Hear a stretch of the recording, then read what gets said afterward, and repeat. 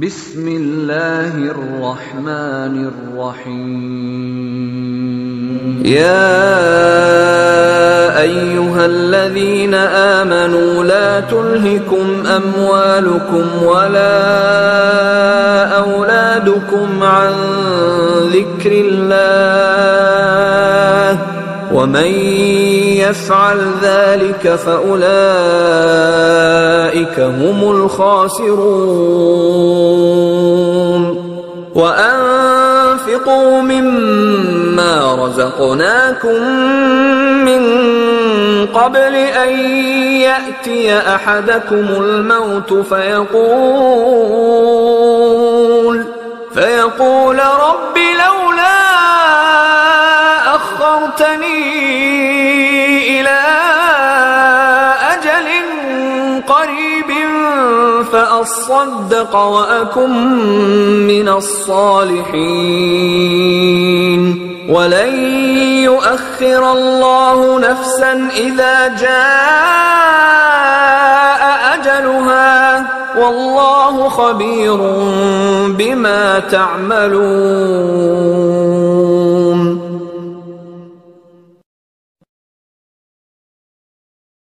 इन्नल हम्दुलिल्लाह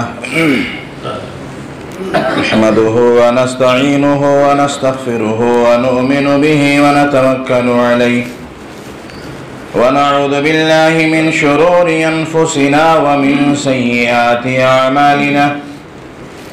मन यहदिहिल्लाहु फला मुदिल्ल लहु व मन युद्लिल्हु फला हादिय लहु। वनशहदु अन ला इलाहा इल्लल्लाह व नशहदु अन्न मुहम्मदन अब्दुहु व रसूलुहु अरसलहु बिलहक्कि बशीरन व नज़ीरा। अम्मा बअद फ़इन्न खैरल हदीथि किताबुल्लाह व खैरल हदी हदी मुहम्मदिन सल्लल्लाहु अलैहि वसल्लम व शर्रल उमूरि मुहदसातुहा व कुल्ल मुहदसतिन बिदअह व कुल्ल बिदअतिन दलालह व कुल्ल दलालतिन फिन्नार। अऊज़ु बिल्लाहिस समीइल अलीम मिनश शैतानिर रजीम। बिस्मिल्लाहिर रहमानिर रहीम। क़ाफ़ वल क़ुरआनिल मजीद बल अजिबू अन जाअहुम मुन्ज़िरुम मिन्हु फ़क़ालल काफ़िरून हाज़ा शैउन अजीब। अइज़ा मितना व कुन्ना तुराबन ज़ालिका रज्उन बईद। क़द अलिमना मा तनक़ुसुल अर्ज़ु मिन्हुम व इंदना किताबुन हफ़ीज़।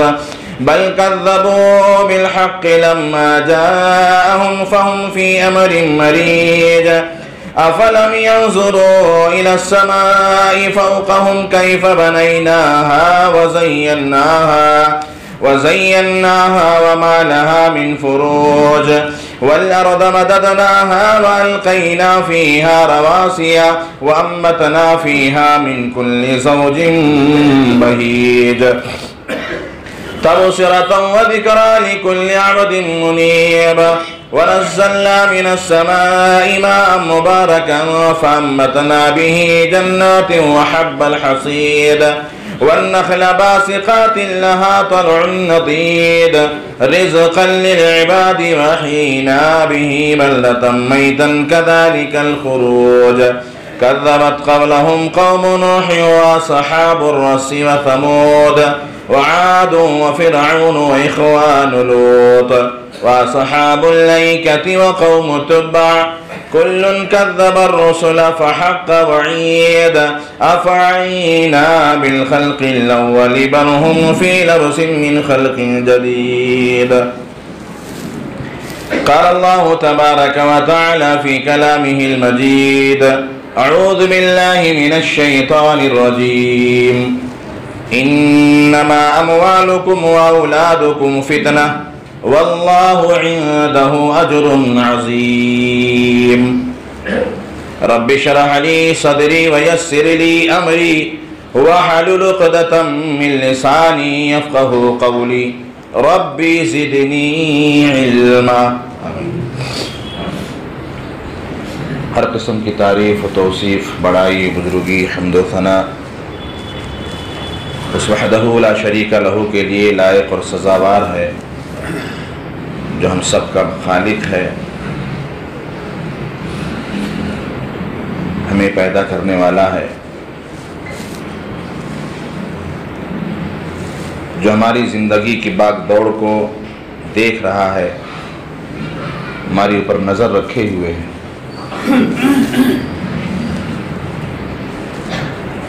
हम दुनिया में कैमरे की नज़र से तो बच सकते हैं, लेकिन अल्लाह की नज़र से नहीं बच सकते। अल्लाह वो है जो उजाले में भी देखता है, अंधेरे में भी हमें देखता है। इसलिए दुनिया में, दुनिया की ज़िंदगी में जब तक हम जिंदा हैं, ज़िंदगी के किसी गोशे में, किसी मरहले में हमें कोई ऐसा काम नहीं करना चाहिए जिससे अल्लाह ताला नाराज़ हो जाए। अल्लाह ताला ने हमारी रुश्द व हिदायत के लिए, हमें सीधा रास्ता बताने के लिए, हक़ और बातिल के दरमियान फ़र्क पैदा करने के लिए अल्लाह के नबी जनाब मुहम्मदुर रसूलुल्लाह सल्लल्लाहु अलैहि वसल्लम को भेजा और अपनी तरफ से कुरान जैसी किताब नाजिल फरमाई। हम और आप ज़िंदगी बसर कर रहे हैं, एक दिन इस दुनिया से हम चले जाएंगे। आए दिन किसी न किसी की मौत होती है, और अक्सर व बेशतर मौत जवान लोगों की होती है। अचानक मौत हो रही है। जिसकी मौत होती है हम उसको भुला नहीं पा रहे हैं। कैसे वो मर गया, कैसे अचानक वो चला गया, कोई परेशानी तो उसके पास थी नहीं। ऐसे एक दिन हम भी चले जाएंगे, खाली हमारी यादें दुनिया में रह जाएंगी, बाकी कुछ नहीं बाकी बचेगा। हमारी औलादें हमारे काम नहीं आएंगी, हमारी बीवी, बच्चे, माँ बाप, ये दौलत जिसको हम कमा रहे हैं, ये सब कुछ छोड़ करके हम चले जाएंगे। हमारे साथ हमारा अमल जाएगा, अब चाहे वो अमल अच्छा हो या बुरा अमल हो, और उसी के मुताबिक हमें आलम बरज़ख में और क़यामत के दिन सज़ा और जज़ा मिलेगी। आलम बरज़ख यानी कब्र, जिसकी अंधेरी रात का अंदाज़ा हम नहीं लगा सकते। कब्र के अज़ाब के ताल्लुक़ से अगर हम सुने पढ़ें तो रोंगटे खड़े हो जाते हैं। एक चींटी काट ले हम बर्दाश्त नहीं कर सकते, इंजेक्शन की तकलीफ को हम बर्दाश्त नहीं कर सकते। हमारे जिस्म का हिस्सा कहीं दब जाए, कुचल जाए, उसके दर्द को हम बर्दाश्त नहीं कर सकते। तो बताओ कब्र के अंदर 100 सांपों के काटने को हम कैसे बर्दाश्त कर पाएंगे। इसीलिए वो वक्त आने से पहले हम इस दुनिया में अपनी फ़िक्र करें, अपनी आक़िबत की और उखरवी ज़िंदगी को सुधारने की। कुरान मजीद की जो आयत करीमा पढ़ी गई, इन्नमा अमवालुकुम व औलादुकुम फितना, बेशक तुम्हारे माल और तुम्हारी औलाद ये तुम्हारे लिए आजमाइश हैं। वल्लाहु इंदहु अज्रुन अज़ीम, और अल्लाह के पास जो है वो बहुत बड़ा बदला है।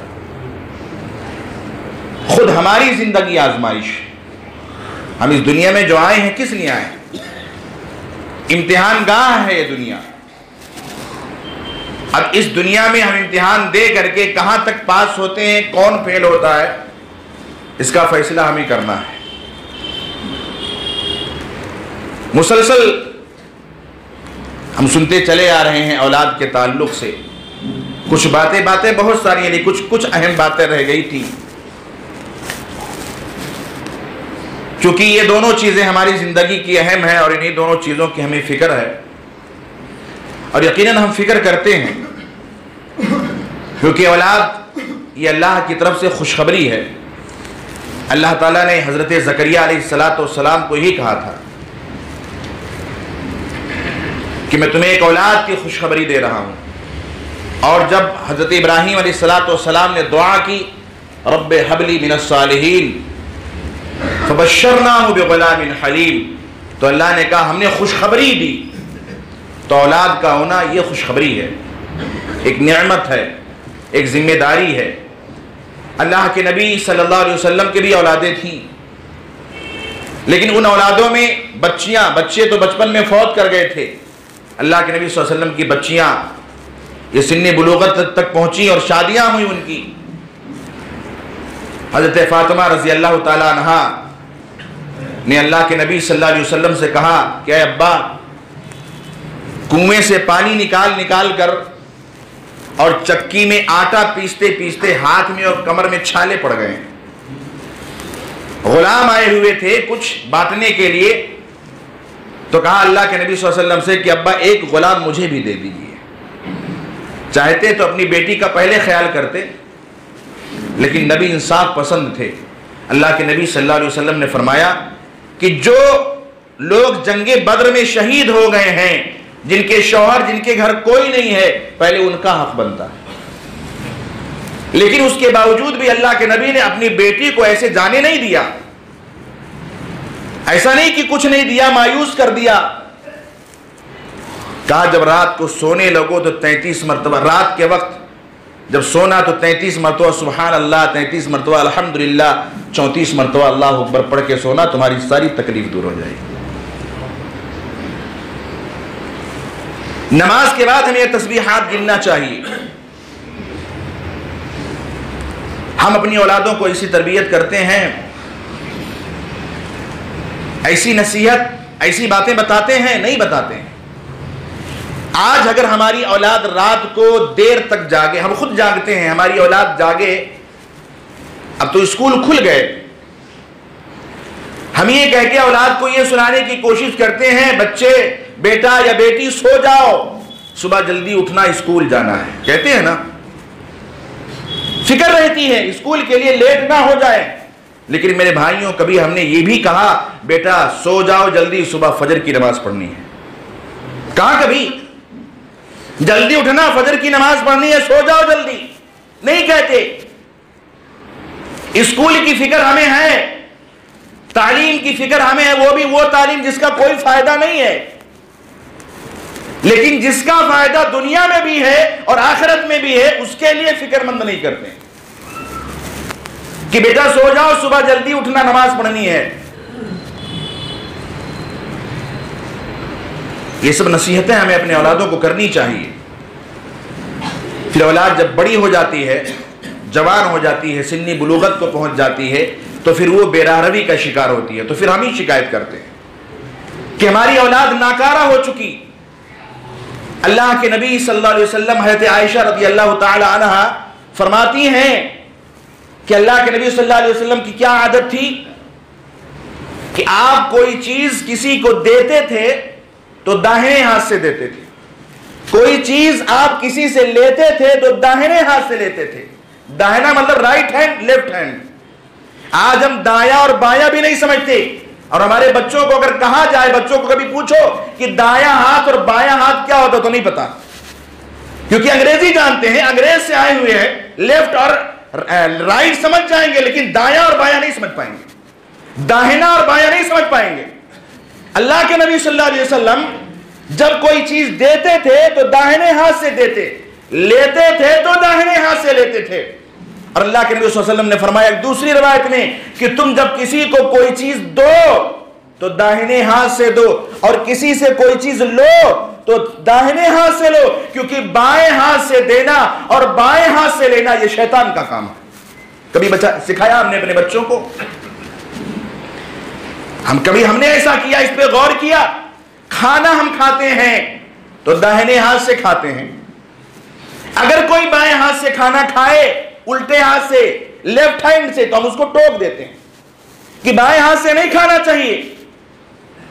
सब जानते हैं ये शैतान का काम है, लेकिन खाना तो हम दाएं हाथ से खाते हैं। लेकिन जब पानी पीना होता है, चाय पीनी होती है, शरबत पीनी होती है, तो हम बाएं हाथ से पीते हैं, वहां नहीं शैतान आता है। अल्लाह के नबी सल्लल्लाहु अलैहि वसल्लम अपना हर काम दाहिने हाथ से शुरुआत करते थे। आप जब लिबास पहनते थे तो पहले दायां पांव डालते थे, निकालते थे तो पहले बायां पांव निकालते थे। आप जब चोला पहनते तो पहले दाहिना हाथ डालते थे, आप जब चप्पल या जूती पहनते तो पहले दाहिने पांव में पहनते थे, आप जब मस्जिद से बाहर निकलते थे तो पहले बायां पांव निकालते थे, दाखिल होते थे तो पहले दाहिना पांव दाखिल करते थे, आप जब कंघी करते थे तो पहले दाहिने तरफ कंघी करते थे। ये सब कौन करेगा, कौन सीखेगा और कौन सिखाएगा?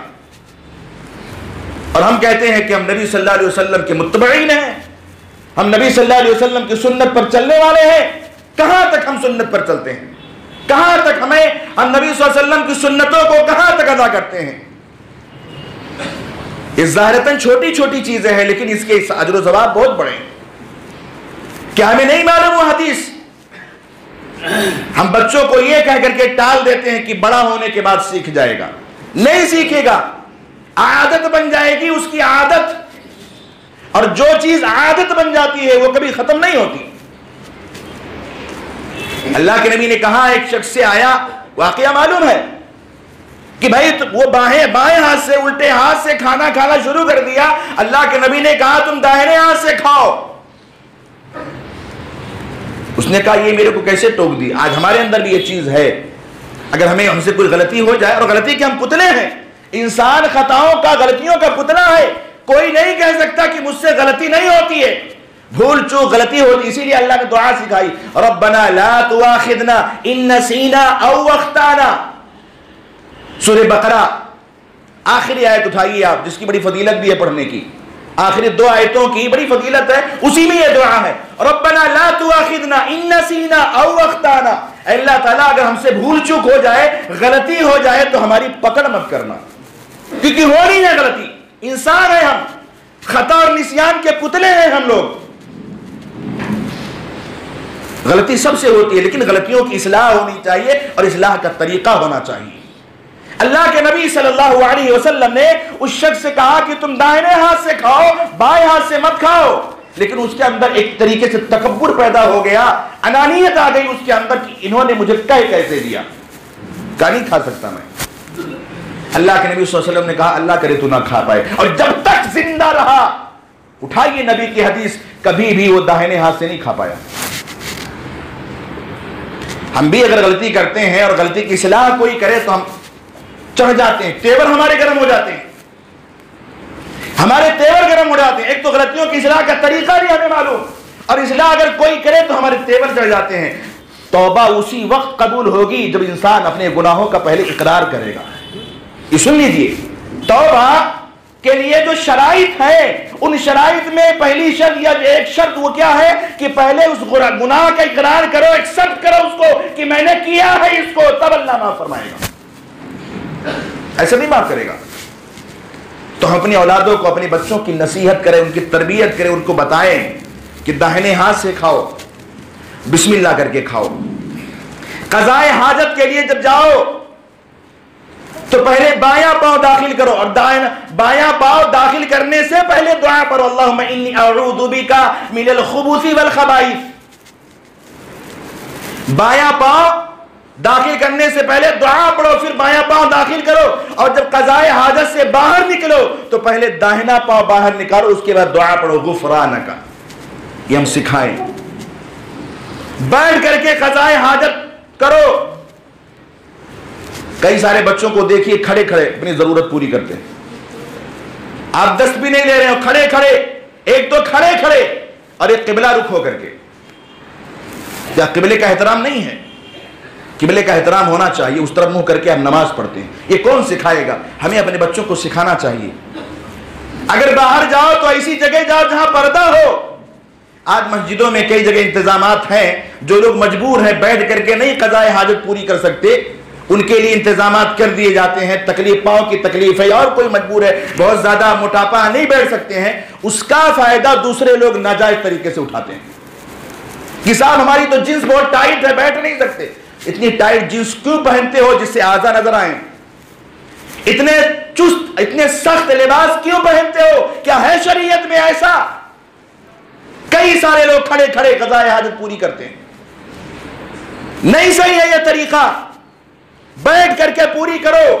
बच्चे हो, जवान हो, सब करते हैं। बच्चों को थोड़ा समझ नहीं है, वालिदैन समझाएंगे, लेकिन जवानों को कौन समझ देगा? यही जवान चूंकि बचपन में इनके वालिदैन नहीं बताया, वालिदैन ने बताया नहीं, इसलिए जवान होने के बाद गलत कर रहे हैं। और फिर क्या कहते हैं, बड़े होने के बाद सीख जाएंगे। कौन सीखेगा? वालिदैन सिखाएंगे तब सीखेंगे। मेरे नबी ने तालीम दी, सिखाओ। लुकमान हकीम ने अपने बेटे को तालीम दी, उठाओ सूरह लुकमान।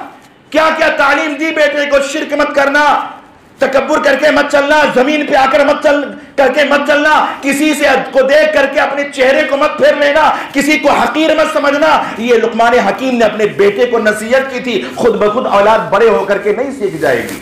अगर खुद ब खुद बड़े होकर के औलाद सीख जाती तो फिर अपने बच्चों को हम स्कूलों में क्यों भेजते हैं? सीखने के लिए तो भेजते हैं। वहां टीचर सिखाते ही तो है।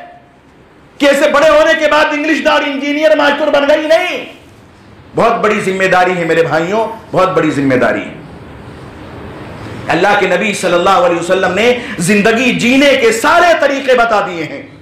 कोई ऐसा तरीका, कोई ऐसा स्टेप नहीं है जो मेरे नबी ने नहीं बताया हो। बस जरूरत हमें सीखने की है, जरूरत हमें कुरान और हदीस पढ़ने की है। हम तलाशें और पढ़ें। हजरत उमर बिन अब्दुल अजीज रहमहुल्लाह, सिंध तक जिनकी हुकूमत थी, उमर बिन अब्दुल अजीज रहमतुल्लाह अलैह, आज हम अपने बच्चों की ख्वाहिश पूरी करते हैं। ख्वाहिश पूरी करना कोई गलत नहीं है, लेकिन वो उसकी ख्वाहिश कैसी भी हो, अगर हम पूरी ना करें तो हमारा बच्चा, हमारी बच्ची नाराज हो जाती है और उसके सामने हम बेबस हो जाते हैं। औलाद है, हमें बेबस होना चाहिए। हम बेबस हो जाते हैं, उसकी नाराजगी हम बर्दाश्त नहीं कर सकते। कम से कम उसको हम समझाएं कि बेटा देखो ये फजूल खर्ची है, या हमारे पास इतने पैसे नहीं है, अब्बू की कमाई पर भी तो गौर करो। और अगर बाप ने कह दिया तो मां शह दे देती है, मां शह देती है, अपने शौहर को डांटेगी। बच्ची ने कभी यह ख्वाहिश की, उसने पूरा नहीं करते हो। बच्ची है, रोज रोज थोड़ी मांगती है, बेटा है, रोज रोज थोड़ी फरमाइश करता है। माओ बहनों, गौर करो इन सारी चीजों पर। हमें आखिरत का भी सामना करना है, आखिरत में, कयामत में अल्लाह के पास जाना है। ख्वाहिशें पूरी करो, लेकिन हद तक, इतनी हद तक नहीं कि जो हद से तजावुज कर जाए, पानी सर से ऊंचा ना हो जाए। हजरत उमर बिन अब्दुल अजीज रहमहुल्लाह ने की बेटी ने एक बुंदा भेजा, मोती भेजा और कहा इसका जोड़ा भेज देना, मैं पहनूंगी। उमर बिन अब्दुल अजीज रहमहुल्लाह की ने अपनी बेटी के लिए 2 चिंगारियां भेजी, आग के 2 अंगारे। कहा इसको पहन लो पहले, उसके बाद मैं भेजूंगा। मकसद क्या था? मकसद आखिरत का खौफ दिलाना था कि ये जो तुम महंगी चीज पहनोगी, कयामत में इसकी पकड़ होगी, अल्लाह इसके बारे में पूछेगा तुमसे। ये तालीम दो अपने बच्चों को ख्वाहिश पूरी करने से पहले। जिस ख्वाहिश को पूरी कराना चाहिए मेरे भाइयों, जो जिम्मेदारी है, उसके लिए हम कभी फोर्स नहीं करते अपने बच्चों को कि नहीं तुम्हें नमाज पढ़ना है, नहीं तुम्हें कुरान की तिलावत करना है, नहीं तुम्हें दुआएं पढ़ करके ही सोना है, पढ़ करके ही सोना है। देखिए, एक बच्चा अगर खाना खाने बैठे, तजर्बे गौर की बात, देख जो है मुशाहिदे की बात है ये। एक बच्चा अगर खाना खाने बैठे तो उसको क्या कहना चाहिए? दस्तरखान बिछाओ, सबसे पहले हाथ धो लो। ये तरीका है, इस्लामी तरीका है। खाना खाने से पहले कम से कम हाथ धो लो। दस्तरखान बिछाओ, अदब व एहतराम से बैठो और दाहिने तरफ से शुरुआत करो, लगाओ, खाओ पियो। बच्चों को बताओ बेटा अपने सामने से खाओ और तरतीब तरीके से बैठो, जमीन पे लुकमा मत गिराना। अगर गिर जाए, जमीन साफ है इसीलिए दस्तरखान बिछेगी, दस्तरखान साफ सुथरा होता है। कोई चीज गिर जाए तो उसको उठा के साफ करके खा लो। हम तो गिर के आ जाए, हम तो गिराते हैं जानबूझ करके, बोटी अच्छी नहीं है, रोटी कच्ची है, फलाना है, ये वो है, फेंकते हैं हम लोग ना कदरी। लेकिन आज हालात कैसे हैं बताएं? गौर कीजिएगा अपने अपने घरों में जा करके। एक छोटा बच्चा अगर खाना नहीं खाता है, जिद कर लिया नहीं खा रहा है, तो हम क्या करते हैं? क्या करते हैं? उसके हाथ में खाना नहीं देंगे, उसको ले आएंगे, पहले टीवी चालू करेंगे, उसको बैठाएंगे, हाथ में उसके रिमोट देंगे, उसके बाद वो टीवी देख रहा है और अपने हाथ से उसको लुकमा खिला रहे हैं। ये तालीम किसको दे रहे हैं? हम अपनी औलाद को। बच्चा बैठ गया खाने के लिए, प्लेट हमारे हाथ में है और मोबाइल में कार्टून चालू करके उसको दे दिए, वो देख रहा है, मुंह में खाना जा रहा है, उसको पता नहीं, बस खाली मुंह हिला रहा है। ये तालीम हम अपने ये तालीम बड़ी भारी पड़ेगी क़यामत के दिन। और क़यामत तो दूर की बात, दुनिया ही में भारी पड़ जाती है जब बच्चा जवान होता है, नाफरमान निकलता है, नाफरमान। मेरे भाइयों, इसको हल्के में मत लीजिएगा। हमारे बच्चे जो अल्लाह ने क्या कहा, इन्नमा अम्वालुकुम व औलादुकुम फितना, तुम्हारे माल और तुम्हारी औलाद ये तुम्हारे लिए आजमाइश है। यही है आजमाइश, यही आजमाइश है जिस आजमाइश में हम नाकाम जा रहे हैं, पास नहीं हो पा रहे हैं। गौर कीजिएगा, ऐसा ना हो कि जुमा की नमाज पढ़ करके हम निकले, उसके बाद जितनी सारी चीजें हमें सुनी है सब भूल जाएं। ऐसा नहीं होना चाहिए। जा करके बताएं, समझाएं, वरना जान गए हमें ये गलत है तो कयामत के दिन और सख्त हमारी पकड़ हो जाएगी। जान करके हमने गलती की। एक तो हो कि अनजाने में इंसान गलती करे, एक जानबूझ करके गलती कर रहे हैं, बता नहीं रहे हैं। बिस्तर पे जाओ तो कैसे सोना है, जल्दी सुलाओ। बिस्तर पे सुलाने के बाद दुआएं पढ़ो। अल्लाह के नबी सल्लल्लाहु अलैहि वसल्लम बिस्तर पे जाते थे सोने, बिस्तर झाड़ते थे। बिस्तर झाड़ने का हुक्म दिया ताकि कोई मूजी जानवर ना हो उस पे। बिस्तर झाड़ो। आप बहुत सारी दुआएं पढ़ते थे, उसमें मुआविज़ें भी होती थी। पढ़ करके आप अपने हाथों पे दम करते, फिर आप अपने जिस्म पर फेरते। उसके बाद आप दाहिनी करवट आप लेटते थे, हाथ सिरहाने रख करके दाहिनी करवट हम लेटते थे। लेकिन हम ना तो दाहिनी करवट, ना बाईं करवट, ना चित लेटते हैं, पेट के बल लोग लेटते हैं, जैसा कि मैंने बताया शुरू में। ये सब आदाब हैं, जीने के तरीके हैं जो हमें सीखना चाहिए खुद और अपने बच्चों को तालीम देनी चाहिए, वरना हमारी भी पकड़ होगी। अल्लाह ने कहा, या अय्युहल्लज़ीना आमनू कू अनफुसकुम व अहलीकुम, ऐ ईमान वालों, पहले अपने आप को बचाओ, उसके बाद अपने घर वालों को बचाओ। नारा आग से बचाओ, दुनिया की आग से नहीं, जहन्नम की आग से। जहन्नम की आग ला यमुतु फीहा वला यहया। मेरे भाइयों, जहां न मौत आएगी और ना जिंदगी होगी, बीचों बीच का मामला होगा। आग का बिस्तर होगा, आग का ओढ़ना होगा, आग में बनी हुई खाने को चीज मिलेगी। अब बताओ, जिस्म जो जहन्नम के अंदर, मैं इसलिए बता रहा हूं ताकि एक खौफ पैदा हो, हम फिक्र करें और खौफ के साथ आखिरत की, कि दोज़ख आज हमारा जिस्म में छोटा सा कट जाए, पक जाए, कितनी तकलीफ होती है। और उस गंदगी को सफाई करते हैं, वरना उसमें जो है अजीब अजीब जानवर उसमें हो जाते हैं। बताइए, दोज़ख के अंदर आज हमारा खाना थोड़ा सा बासी हो जाए, सुबह बना शाम को हो जाए तो हम नहीं खाते हैं, कच्चा हो नहीं खाते हैं, नमक कम हो नहीं खाते हैं। मेरे भाइयों, गौर कीजिएगा संजीदगी से। दोज़ख में जो खाना मिलेगा, ये जो जिस्म के जो चमड़े हैं ना, ये चमड़े जल करके पिघल करके गिरेंगे और यही खाने के लिए दिया जाएगा। जिस्म के अंदर से निकला हुआ पीप और खून ये पीने के लिए दिया जाएगा। पिएगा कोई? है कोई तैयार जो इसको पिए? अगर नहीं पीना है तो दुनिया में हम अपनी हालतें सुधारने और आखिरत की फिक्र करें। जो गर्मी बर्दाश्त नहीं कर सकता है वो जहन्नम के बिस्तर पे सोना कैसे बर्दाश्त करेगा? जो गर्म मशरूब नहीं पी सकता है वो तेल के तलछट जैसे निकले हुए गंधक को कैसे पिएगा, खाएगा? दोज़ख का अज़ाब है मेरे भाइयों। अल्लाह से दुआ करें, तौफीक मांगे कि अल्लाह ताला हम सबको नेक अमल की तौफीक बख्शे। अल्लाह हमारे अंदर एक फ़िक्र पैदा करे, अल्लाह हमारी भी इस्लाह करे, हमारे बच्चों की भी इस्लाह करे।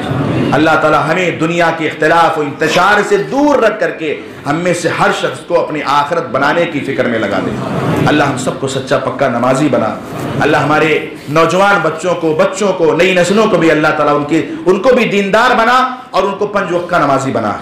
अल्लाह ताला हमें मस्जिदों से जोड़ दे, अल्लाह हमारे दिलों को जोड़ दे, अल्लाह इख्तिलाफ इंतशार को हमारे दरमियान से दूर कर दे, अल्लाह हमारे हालात को सुधार दे। इन्नल्लाह ला युग़य्यिरु बिक़ौमिन हत्ता युग़य्यिरु मा बिअन्फुसिहिम। अल्लाह ताला किसी कौम, किसी समाज, किसी माशरे की हालत उस वक्त तक नहीं बदलता जब तक वो बदलने की कोशिश ना करे। ये कुरान की आयत है। अल्लाह हमारी हालतों को सुधार दे, अल्लाह हमें नेक और सालेह बना, अल्लाह हमारे दरमियान इत्तेहाद और इत्तेफाक पैदा कर दे। अल्लाह रिया और नमूद, दिखावे और शोहरत से हम सबको बचा। अल्लाह हमारे दिलों में खशियत और खौफ इलाही पैदा कर दे। अल्लाह जो भी अमल हम कर रहे हैं और अल्लाह जो हमें तौफीक मिले, अल्लाह हमारी उन नेकियों को, उन अमलों को क़यामत के दिन तो निजात का जरिया बना। आमीन। तक़ब्बल या रब्बल आलमीन। बारकल्लाहु लना व लकुम फिल क़ुरानिल अज़ीम व नफ़अनी व इय्याकुम बिल आयाति वज़्ज़िक्रिल हकीम। इन्नहु तआला जवादुन करीमुन बलकुम बर्रऊफ़ुर रहीम।